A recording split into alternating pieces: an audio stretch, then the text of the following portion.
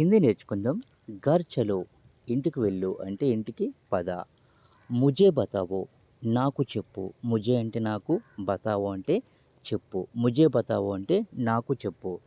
అందర్ ఆవో లోపలికి రా. అందర్ అంటే లోపలికి, ఆవో అంటే రా. అందర్ ఆవో లోపలికి రా. వహ్ కహా గయా అతను ఎక్కడికి వెళ్ళాడు. కహా గయా అంటే ఎక్కడికి వెళ్ళాడు. ముజే డర్ లగ్ రహా హై నాకు భయంగా ఉంది అంటే నాకు భయమేస్తుంది.